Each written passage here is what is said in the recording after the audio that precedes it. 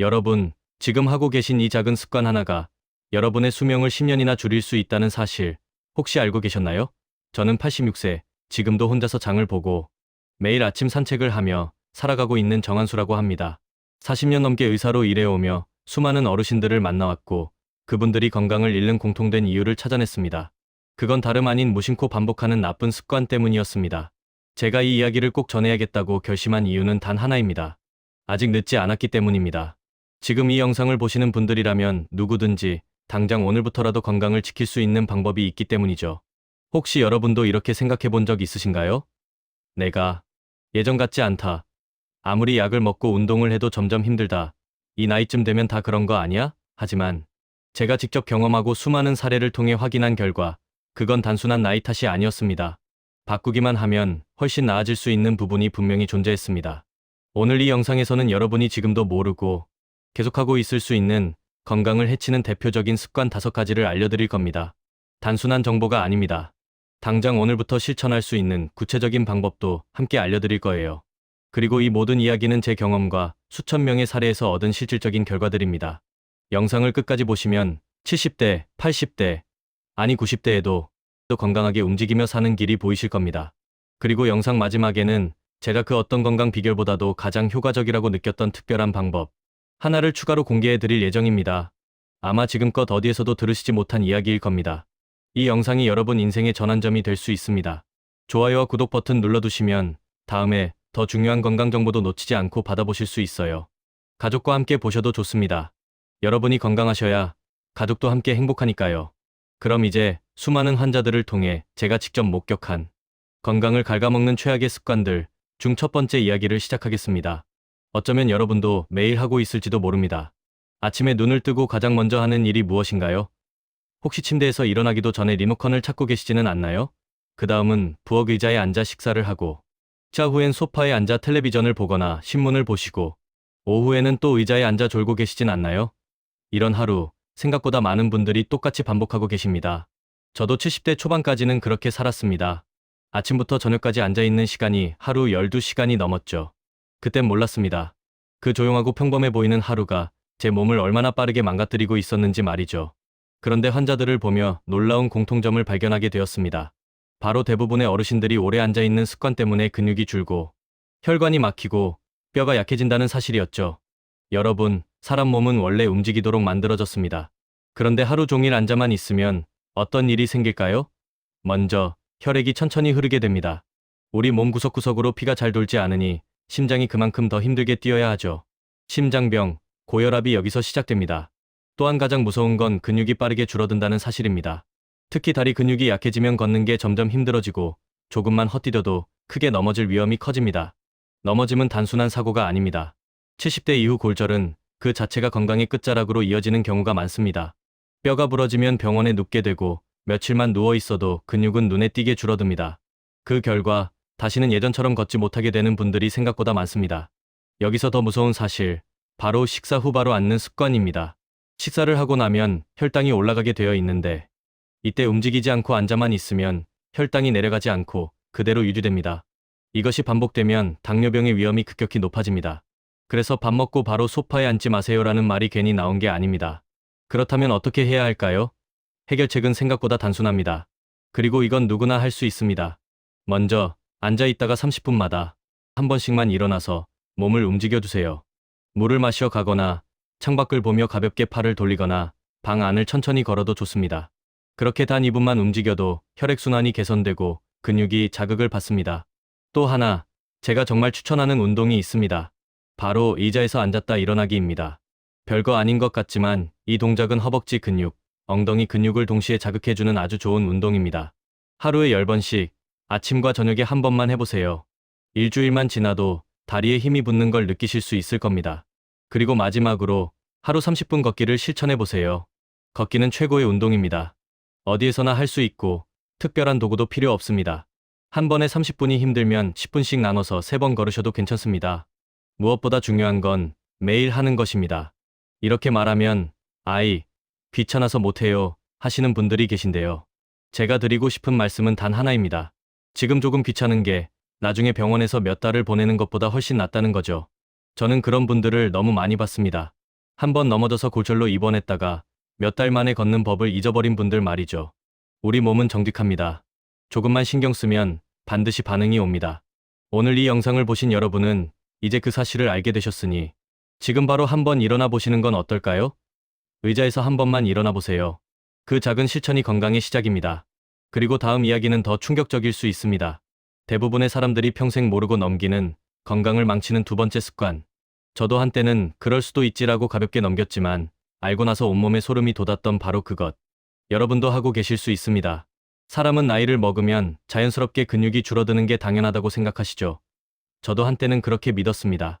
하지만 지금은 그렇게 생각하지 않습니다. 나이가 들어서 근육이 줄어드는 게 아니라 근육을 안 쓰니까 줄어드는 겁니다. 제가 70대 초반이었을 때 계단을 오르다가 숨이 턱 막히고 다리가 후들거려서 잠깐 앉아야 했던 적이 있습니다. 그때는 단순히 나이 들어서 그렇지라고 넘겼습니다.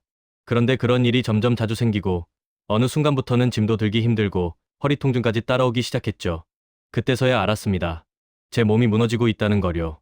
근육은 단지 몸을 움직이게 해주는 것만이 아닙니다. 우리 몸을 지탱해주는 기둥이고 균형을 잡아주는 중심이고 건강을 지켜주는 방패입니다. 그런데 이 근육이 줄어들면 어떤 일이 생길까요? 첫째, 균형 감각이 떨어지고 쉽게 넘어진다는 겁니다. 특히 허벅지 근육이 줄어들면 일어설 때 어지럼증을 느끼기 쉽습니다. 이걸 기립성 저혈압이라고 부르는데 갑자기 일어났을 때 핑 도는 느낌, 혹시 경험해 보신 적 있으신가요? 이게 계속되면 낙상의 위험이 커지고 그 결과는 골절이나 장기 입원으로 이어질 수 있습니다. 둘째, 혈당 조절이 어려워진다는 점입니다. 근육은 혈당을 소모하는 중요한 기관입니다. 근육이 많을수록 당도 잘 태워지고 당뇨병 위험도 줄어듭니다. 반대로 근육이 줄면 혈당이 쉽게 높아지고 당뇨가 생기기 쉬워지는 거죠. 셋째, 면역력이 떨어진다는 점도 간과할 수 없습니다. 근육은 단백질 저장고이자 면역을 유지하는 중요한 기관입니다. 근육이 줄면 감기나 폐렴 같은 질병에도 훨씬 쉽게 노출됩니다.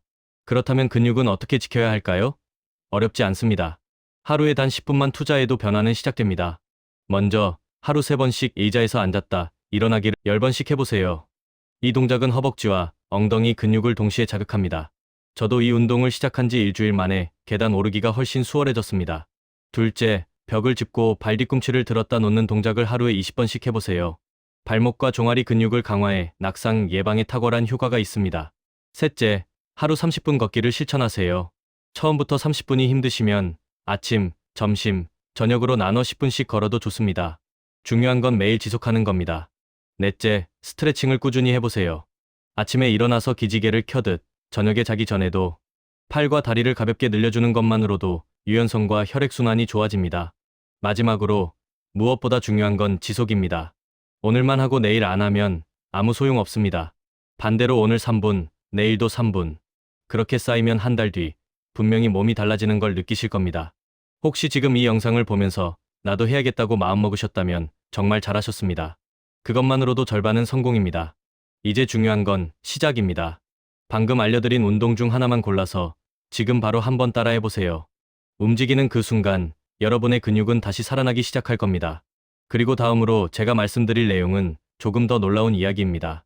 평생 챙겨 먹던 약보다 더 중요한데 대부분의 사람들이 소홀히 하고 있는 그 한 가지. 우리 몸의 70%를 차지하고 있음에도 불구하고 나이가 들수록 자꾸 잊어버리는 그것. 아마 여러분도 오늘 제대로 못 챙기셨을 가능성이 높습니다. 혹시 오늘 물은 몇 잔이나 드셨나요?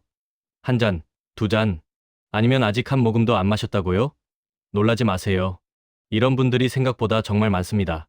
그런데 이게 바로 건강을 망치는 아주 큰 습관이라는 사실 알고 계셨나요? 사람 몸의 약 70%는 물로 이루어져 있습니다. 물은 단순히 갈증을 해소하는 역할만 하는 게 아닙니다. 우리 몸의 모든 세포가 제 역할을 하도록 도와주는 그야말로 생명의 바탕입니다. 그런데 나이가 들면 갈증을 느끼는 감각이 점점 둔해집니다. 목이 마르지 않으니 자연스럽게 물도 덜 마시게 되죠. 이게 바로 문제의 시작입니다. 물을 충분히 마시지 않으면 어떤 일이 생길까요? 먼저 피부가 푸석푸석해지고 주름이 늘어납니다. 고가의 화장품을 바르는데도 피부가 나아지지 않는다면 피부 겉이 아니라 속이 마르고 있는 건 아닌지 점검해 보셔야 합니다. 더 심각한 건 혈액이 끈적해진다는 사실입니다. 물이 부족하면 혈액이 진해지고 심장이 더 세게 펌프질을 해야 하기 때문에 혈압이 올라갑니다. 심장병이나 뇌졸중 같은 질환의 위험도 그만큼 커지죠. 그리고 또 하나, 노폐물이 제대로 빠져나가지 않습니다. 물은 소변을 통해 몸속 노폐물을 밖으로 내보내는데 꼭 필요합니다. 수분이 부족하면 신장의 부담이 커지고 그 결과로 신장 결석이나 심지어 신부전까지 이어질 수 있습니다. 특히 변비로 고생하시는 분들, 물을 제대로 안 마시고 계신 경우가 많습니다. 장에 수분이 부족하면 변도 딱딱해지고 배변이 어려워지죠. 소변색으로 확인해 볼 수도 있습니다.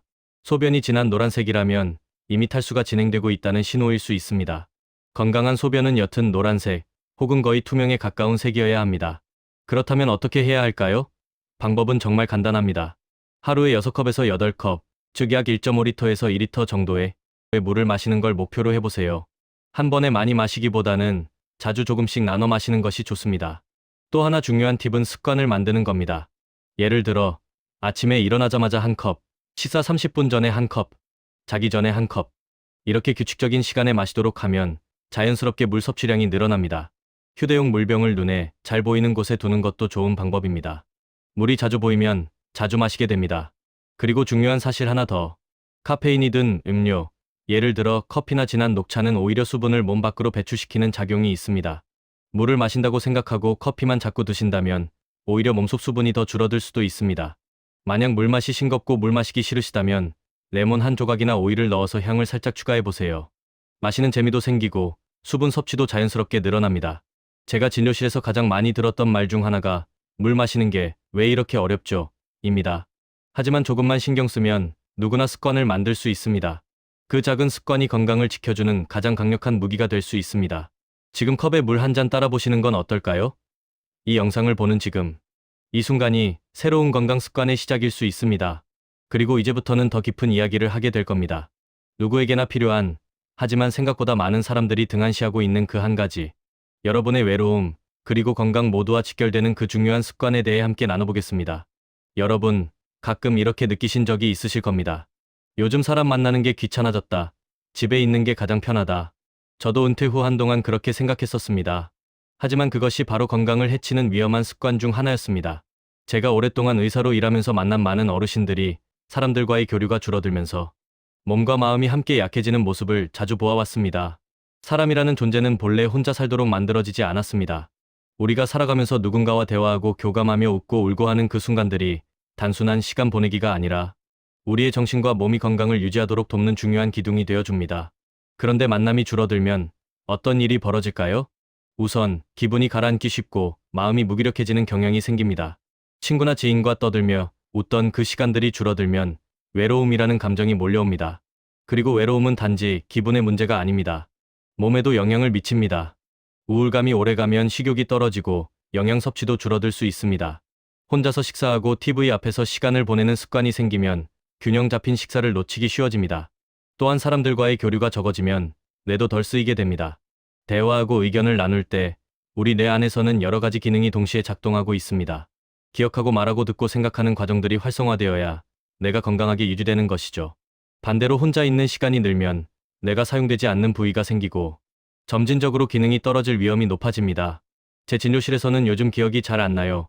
물건을 자꾸 잃어버려요라고 말씀하시는 분들이 많습니다. 많은 경우 사회적 활동을 거의 하지 않던 분들이었습니다. 놀라운 것은 연구에 따르면 사회적 고립 상태인 분들은 그렇지 않은 분들보다 기대 수명이 짧다는 보고도 있다는 점입니다. 실제로 흡연이나 비만보다 사회적 관계 부재가 더 큰 영향을 미친다는 지적도 있습니다. 물론 사람마다 상황이 다르기 때문에 만남은 좋음이라는 단순한 공식은 아닙니다. 하지만 적절한 관계 맺음이 건강에 끼치는 영향이 생각보다 크다는 건 분명합니다. 그렇다면 우리는 어떻게 하면 이 상태에서 벗어날 수 있을까요? 방법은 생각보다 쉽습니다. 첫째, 하루에 한 번이라도 누군가와 대화를 나눠보세요. 가족, 친구, 이웃 누구든 좋습니다. 직접 만나기 어렵다면 전화 통화라도 괜찮습니다. 오늘 어때요? 하고 물어보는 그 짧은 시간만으로도 힘이 됩니다. 둘째, 취미 모임이나 지역 커뮤니티에 참여해보세요. 문화센터, 복지관, 동아리 활동 등이 좋은 예입니다. 비슷한 연령대의 사람들과 만나 서로 이야기를 나누고 함께 무언가를 해보면 낯설었던 세상도 다시 활기를 띱니다. 셋째, 정기적인 만남의 틀을 만들어 보세요. 예를 들어 매주 수요일 오후에 친구와 차 한 잔, 매월 첫째, 주 토요일엔 손주들과 산책 같은 간단한 규칙이면 충분합니다.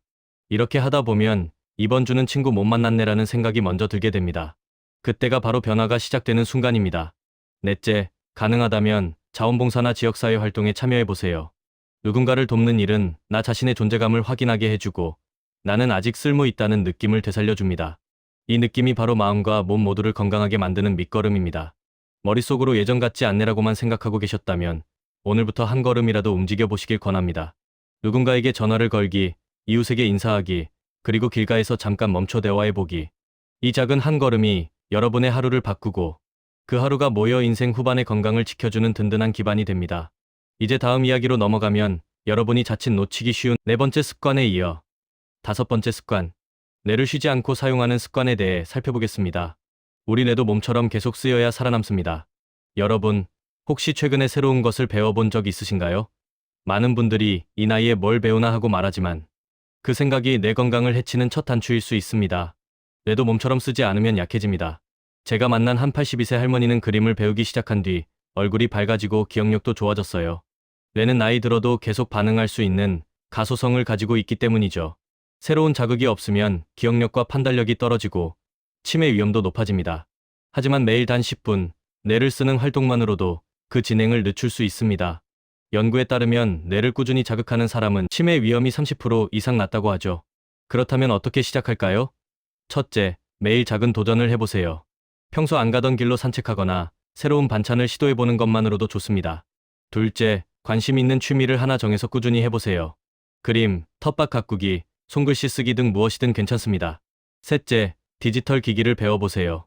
스마트폰으로 사진 찍기나 영상 보기 같은 간단한 기능도 뇌에 자극이 됩니다. 손주에게 배워도 좋고 복지관 강좌를 활용해도 좋습니다. 넷째, 함께 배우는 환경을 만들어 보세요.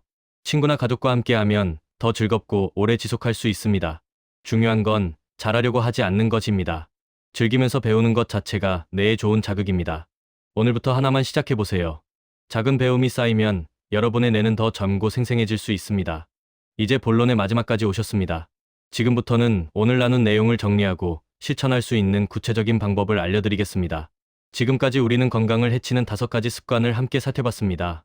오래 앉아있기, 근육 줄어듦을 방치하기, 물을 안 마시는 것, 사람들과의 교류 줄이기, 그리고 새로운 배움을 멈추는 것. 이 5가지만 바꿔도 여러분의 10년 후가 달라질 수 있습니다. 중요한 건 어렵고 거창한 방법이 아니라 아주 작은 실천입니다. 오늘은 물 한 잔 더 마시고 내일은 방 안을 한 바퀴 돌아보세요. 그 작은 변화가 큰 건강을 만들어냅니다. 포기하고 싶은 날도 있을 겁니다. 그럴 땐 나는 나를 위해 지금 한 가지를 실천할 수 있다는 말을 떠올려 보세요. 그리고 약속드렸던 제가 수십 년 동안 수많은 환자들과 지내며 느낀 가장 효과적인 건강 비결 하나를 마지막으로 전해드리겠습니다. 바로 지금 이 순간 스스로를 돌보겠다는 마음을 잃지 않는 것입니다. 약이나 운동도 중요하지만 결국 나를 아끼겠다는 의지가 건강한 삶의 출발점입니다. 하루에 단 5분만이라도 나를 위한 시간, 나를 위한 행동을 실천해 보세요. 이 영상이 도움이 되셨다면 좋아요와 구독 버튼 눌러주세요. 다음에도 여러분께 꼭 필요한 건강 정보를 빠짐없이 전해드릴 수 있도록 준비하겠습니다. 그리고 이 영상 혼자만 보지 마시고 가족이나 친구에게도 꼭 공유해주세요. 여러분의 나눔이 또 다른 누군가의 삶을 바꿀 수 있습니다. 함께 건강하게 오래 사는 삶, 우리 같이 만들어 갑시다. 감사합니다.